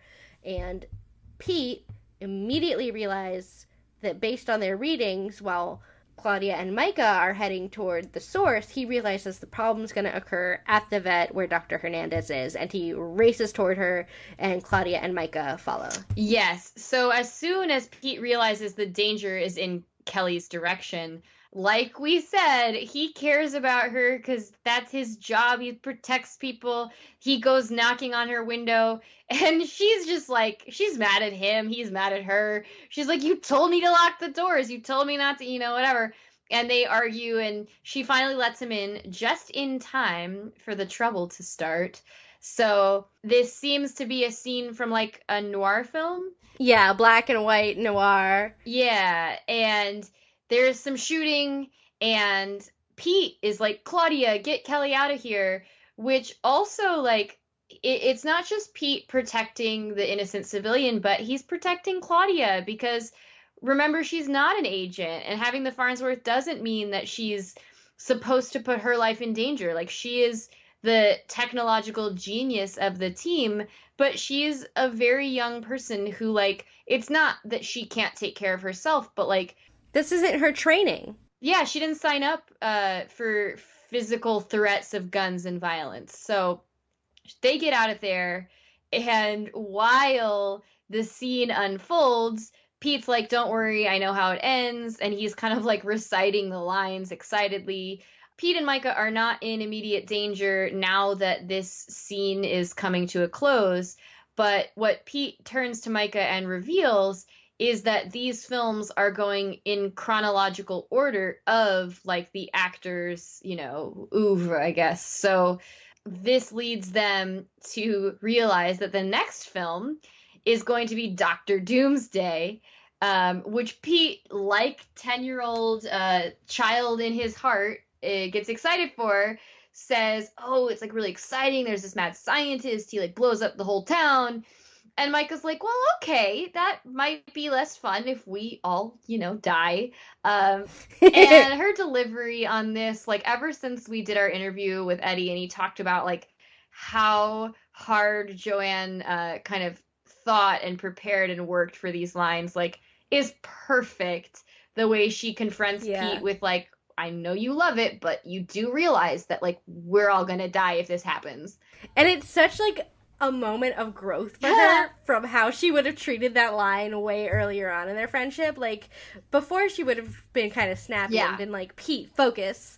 But now she appreciates that he always sees the good in things, and I think that's beautiful. Yeah, and she appreciates that, like, she didn't recognize these movies. Like, we've said before, Pete doesn't have the quote-unquote, like, traditional education, but knowing comic books and classic films and such, those are huge fonts of knowledge is what we call them in academia, where, like, you have this incredible background in something that, like, maybe more traditionally trained people don't have. And so she recognizes his value not just as, like, the beef, but as an intellectual partner. Yeah, just because he's intellectual about pop culture knowledge doesn't mean he doesn't know stuff.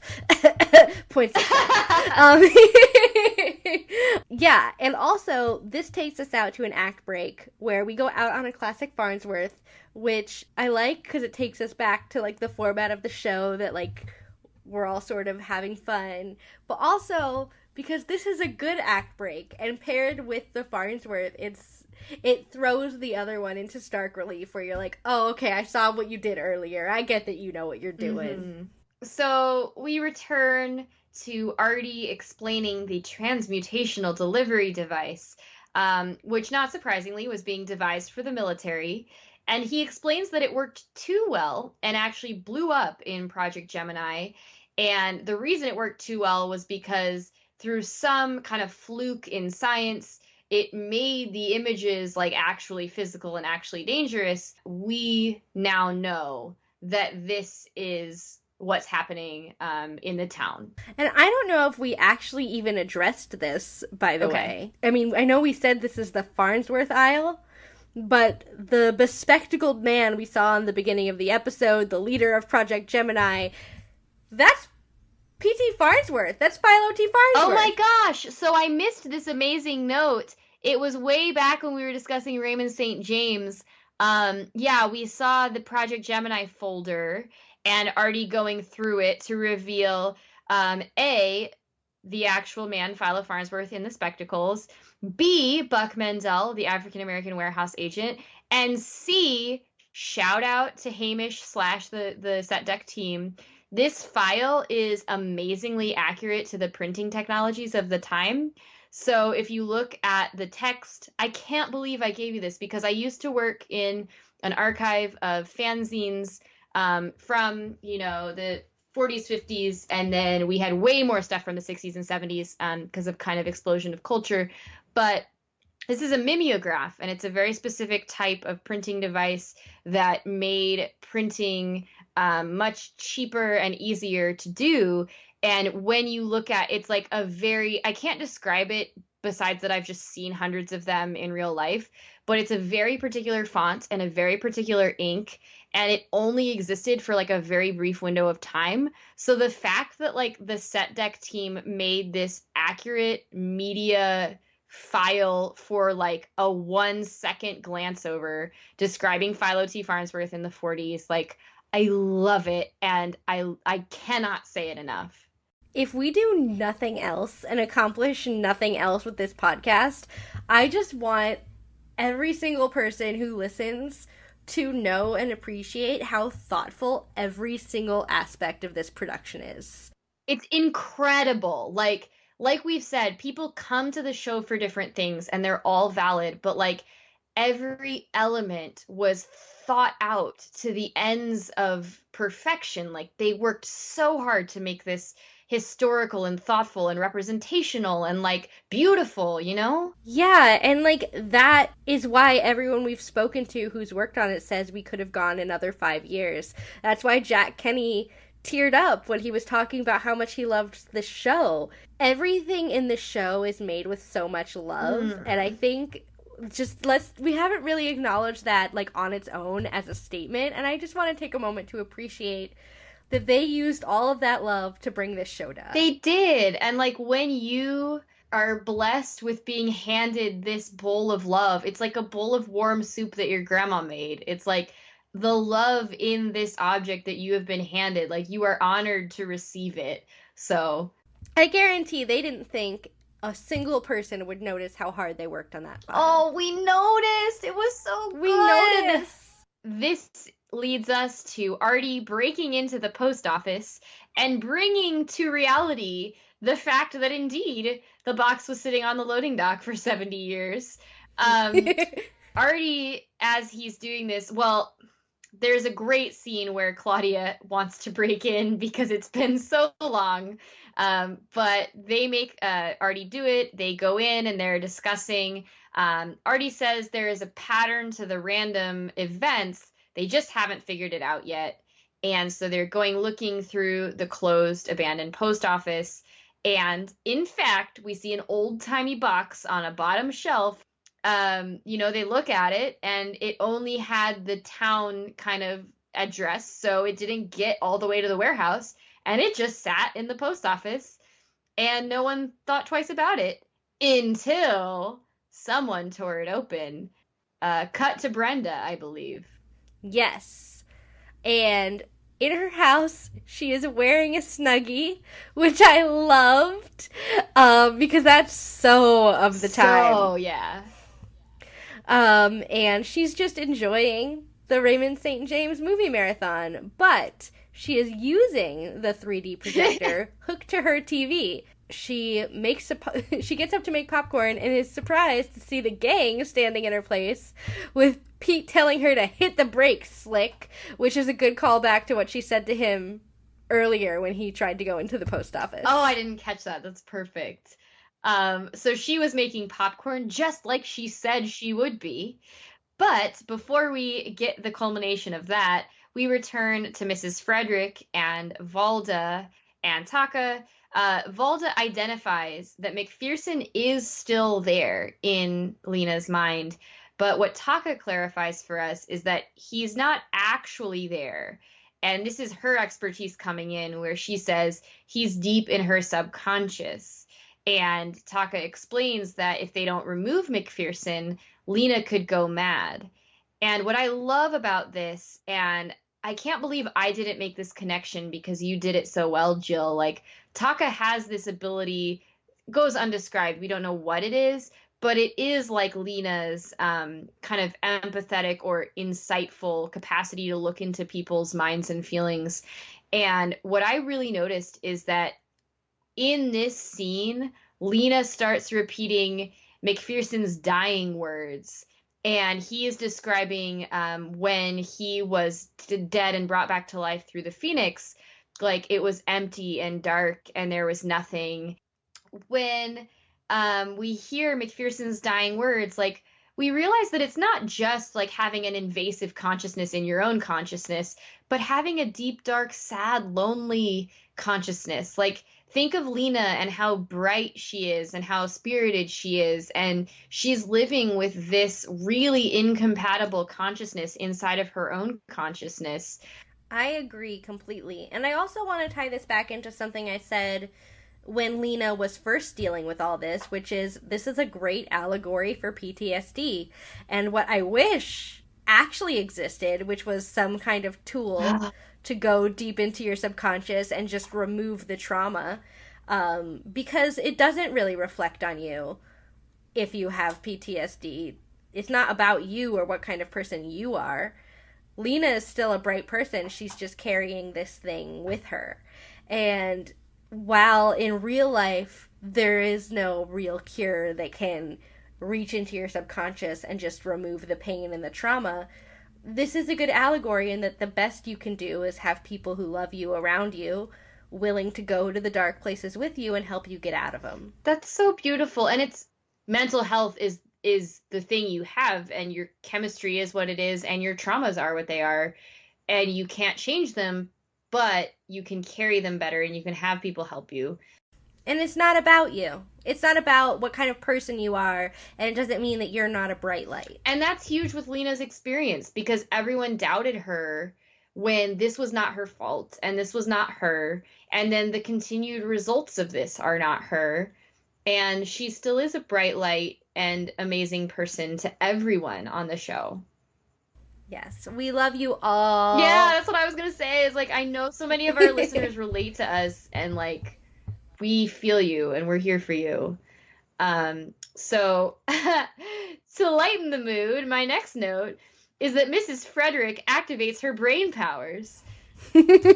Whatever warehousey goodness she is capable of, she goes towards the Amber and towards Lena's conscious and kind of enters in.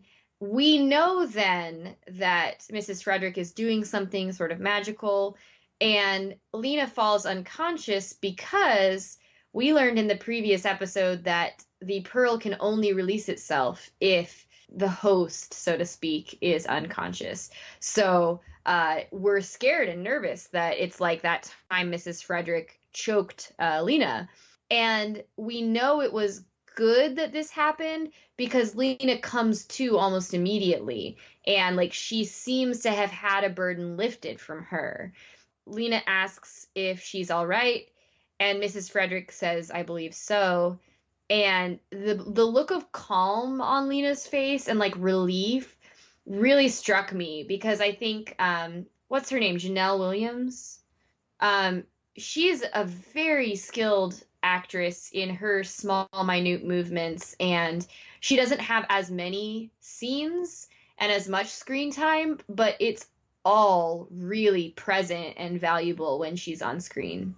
So totally agreed. And also, as always, another shout out to my beloved CCH founder who communicated so much. Like,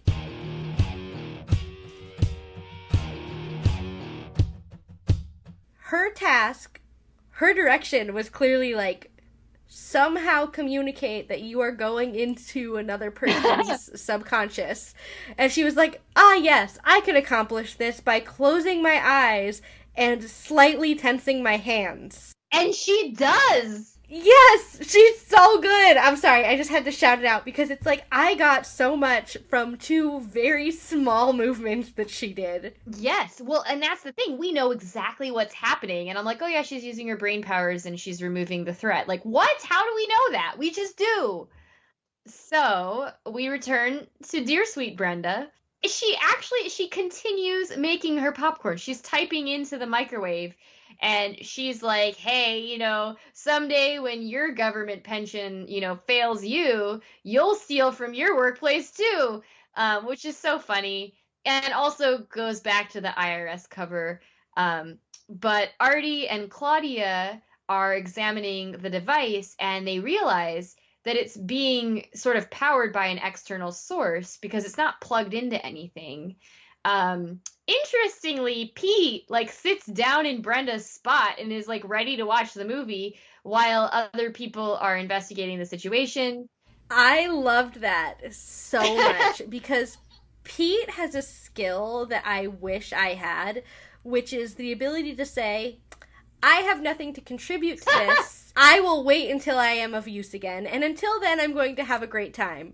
Whereas my response to situations like that is, oh no, I have nothing to contribute to this. What have I done wrong to be not of use? Yeah. I just love Pete so much. Yes. And so as Claudia and Artie investigate, they're kind of working in sync to figure out the deal. And I'm sorry that the sort of technological explanation went by too quickly for me, but the signal is traveling on microwave signals. Like the microwave is involved in allowing this to happen. And we also kind of get, and this is my conclusion, the suggestion that every time Brenda went to microwave her popcorn, she was transmitting the signal because it correlates with helping the signal to travel throughout the town. So this really cracked me up because what we learn is that even if they unplug the TV the projector, the signal is still going to be able to travel around, and Micah kind of suggests that they unplug or destroy it. No one else has an immediate alternative, but they're like, no, that won't work. Specifically, Pete realizes that won't solve the problem because she's not the only one in town with the microwave. Yeah. And as long as it's projecting any microwave in town of anyone watching a classic movie marathon at a time when the government has been shut down, essentially, which is going to be most people. So returning to the scene, Claudia and Artie conclude that the only way to really stop the movie from projecting is to interrupt the regularly scheduled program with something benign. They are rushing to a sort of uninhabited area where they can somehow bring together the projector and the camera. Yeah. And at least try to focus where the image is coming from. That was my impression, but it was all very techno-babbly.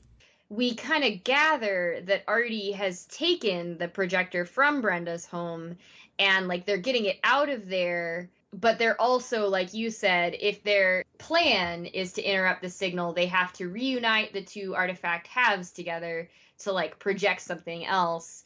They kind of drop the projector in a sort of town block, and then the announcer, like Jillian mentioned, reveals that they're cutting to a commercial break, and Micah's so thrilled. We have 3 extra minutes, thank goodness. Dr. Doomsday is not about to give his monologue yet, and Pete says, unless someone fast forwards the commercials.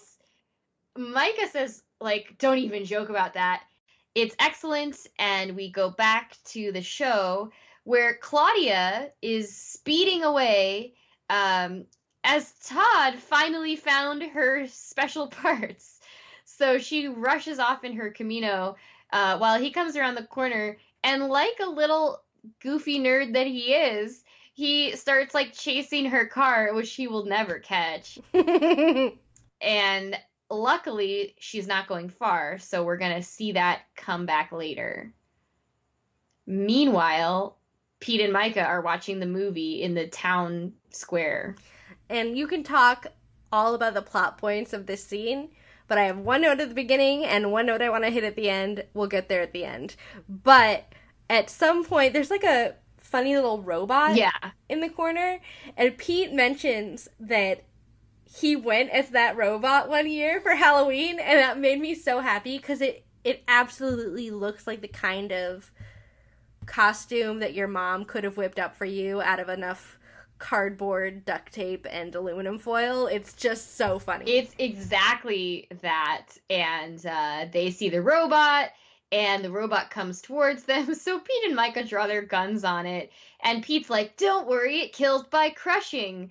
But then it like sucks their guns away. Yeah. And he's like, "Oh, I forgot about the magnets or whatever." And that just cracks me up because also like I can't think, and I do know the history of science fiction film much better than just general film. I can't think of a robot with magnet arms in my repertoire, but it just feels like we get the exact genre of movie that this is. Like, this is that sci-fi movie from that time, and it makes us kind of laugh and recognize what they're pointing to. And then Artie appears and is like, "Why does the robot have your guns?" And that's just like, I want to take that quote out of context. Like, we should, it's so funny. Yes. So yeah, that's super great. And I know you're going to be the one who wants to talk about what happens next. Yeah, so, meanwhile, Claudia is in the back of the Camino, kind of like whirling the camera around, prepared to film something benign. But when she tries, she opens up the projector and sees that it's fried. The camera is no longer functional.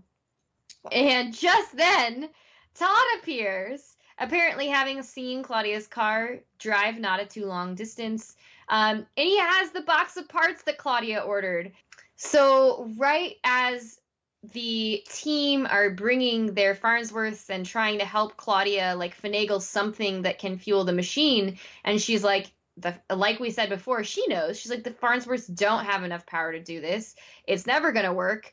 Look, Todd's here with a ton of parts custom designed to work with a Farnsworth, because that's what she was doing. She rushes up to him and she kisses him on the mouth and calls him a wonder twin. And like his dorky response, like he's like, "Wow, yeah," like is so perfect. So we'll give him an actor's spotlight next time we see him, because he's really delightful. And so Claudia rushes back to the camera, and she goes to make changes, which we know she is very qualified at and good at, but the signature has changed. Farnsworth changed the directions, and everything is reversed. And she's like, "God, like I would need the blueprints." And Micah goes, "Oh, I have them." Which I have to interrupt to say, my note here was, that reminds me of you. Because I actually have a very specific memory of, we were in the same class, not our nutrition class, one we both went to. Mythology. And I was trying to find a specific thing, and I was like, okay, I remember, and you just went, "Hang on a second," and you closed your eyes, and then you opened them and like looked up, and you were like, "No, I don't see it there." And I was like, "I don't see it there either, because that's your ceiling." And you're like, "Oh yes, on the bottom of page 63, I think it's the third sentence down." And I went, "What did you do with your brain? How did you do that?" And you were like, "Oh yeah, I can like see it in my brain." I was like, "Okay, I have a genius for a best friend." It is a superpower. It's also, as described, possibly the reason I have an anxiety disorder. But this is perfect, because Micah goes, like, "I have them." And she's like, "Well, I have them in my brain." Todd says, "Oh, photographic memory? Me too." And Micah goes, "Who is this guy?" Which, like, she's kept her cool all day for Pete, but now she's just lost it on poor Todd. But also, like, as that person, like, like, oh, another weirdly minded individual. Like, hey, me too. And like he does not know what's going on. But I love that fact. We know that fact about Micah, and it like is an element to her, and it is like really well developed through her character. But also like Todd, like, oh, I don't want to get in trouble because like we do welcome all ships on this show. We are not like an official endorsement of anyone, but I really like Todd and I like him for Claudia. And like, Yeah. I think that if he's this nerdy photographic memory hardware store boy, like I like him. I think he's good, and we'll see more episodes with him later. So yeah, Micah rushes to Claudia's aid, and it's amazing. She does that exact thing where you're like closing your eyes and like, oh, I see it. It's in the upper left corner, whatever. And as a team, once again, two women work together to solve the problem while a bunch of dudes stand by knowing that they've got this. And finally, Pete does help Micah. Pete does help, and he helps in a sort of dude way where the last thing they need is a fusible link. And they kind of shout out the car battery, and he rushes to it, and he finds the piece they need in record time and brings it to Micah and Claudia. And it's perfect because this is why I felt like, even though Pete does assist, like I felt like the dudes are sort of bystanders, because Todd goes, "What's happening?" And Pete looks at him dead serious and goes, "Oh, we just connected a blue wire." And like, I love that.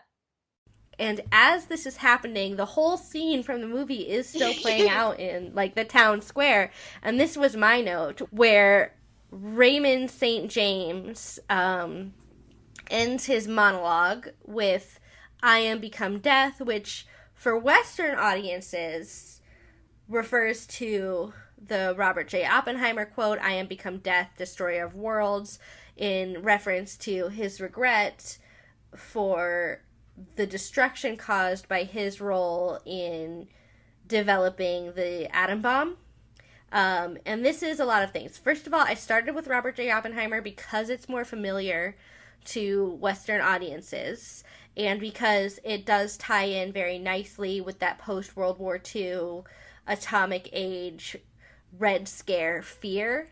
But too many Westerners incorrectly attribute this quote to Robert J. Oppenheimer when it actually originates from the Bhagavad Gita, which is a sacred text which translates to the Song of God. It's often shortened to being called the Gita. It's a 700-verse Sanskrit scripture that's part of the Hindu religion.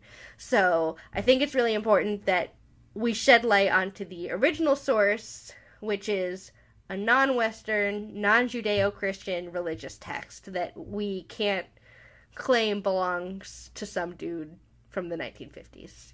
That's amazing. And honestly, I've heard the Oppenheimer quote and never that it was from a Hindu holy text. So I am so glad to know that. So just in time, they've connected the blue wire.